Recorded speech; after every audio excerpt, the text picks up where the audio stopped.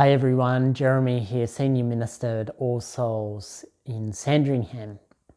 Well, as you know, from this Friday, some of our restrictions are lifting across Victoria. So we can have people back into our homes. Some of the cafes are going to open up. And for us as a church, in our church buildings, we'll be allowed up to 20 at a time in our buildings. That's of fully vaccinated people. This is great for family reunions, friends seeing each other again, and for us as a church now planning to come back together face to face.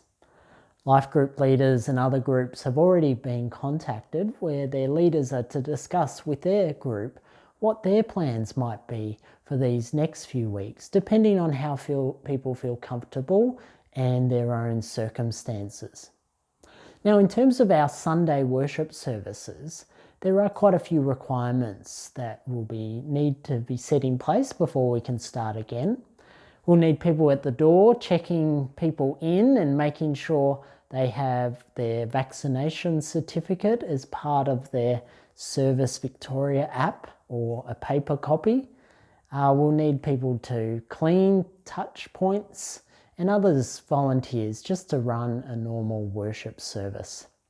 So with all of this in mind and trying to be as loving and inclusive as possible, Parish Council decided last night that for the next 2 weeks, our services will remain as online services. So that'll be October 24 and 31. And then from November 7th, when we expect restrictions to have lifted further, we'll then prioritise the live in-person service for the 7th of November. So put that date in your diary, 9:30 a.m, the 7th of November, back in-person live worship services here at All Souls.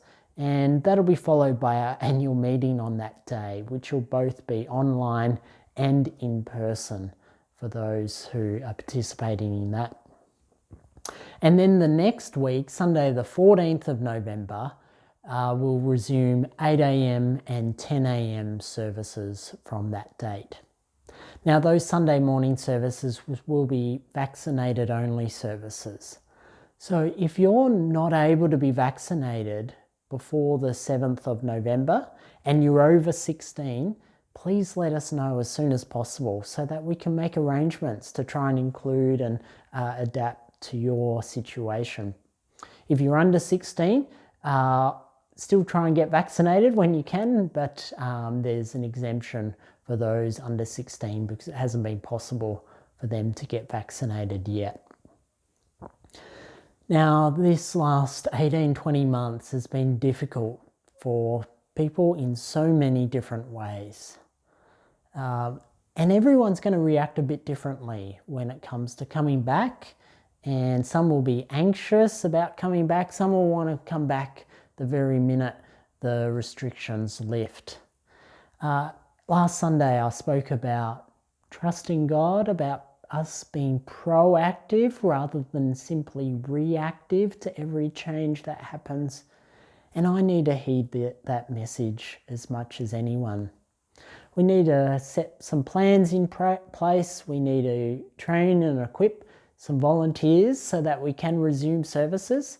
And we need to ensure we come back in a way that's safe, that's loving, that's inclusive, and caring for everyone as much as possible, as well as keeping the government requirements. In Colossians 3, Paul writes to the church, he says, as God's chosen people, holy and dearly loved, clothe yourselves with compassion, kindness, humility, gentleness, and patience. Bear with each other and forgive one another if any of you has a grievance against someone.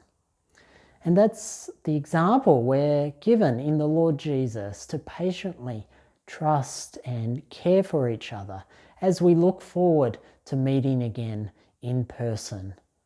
I know some will find these changes difficult. Not everything might work perfectly as we come back. But then the reading goes on and talks about, above all these virtues, put on love, which binds them together in perfect unity. And let the peace of Christ rule in your hearts, since as members of one body, you were called to peace. And that's our goal, to have a sense of love and peace as we look forward and adapt to these changes. So see you online these next couple of weeks, but then resuming in person on Sunday, November the 7th.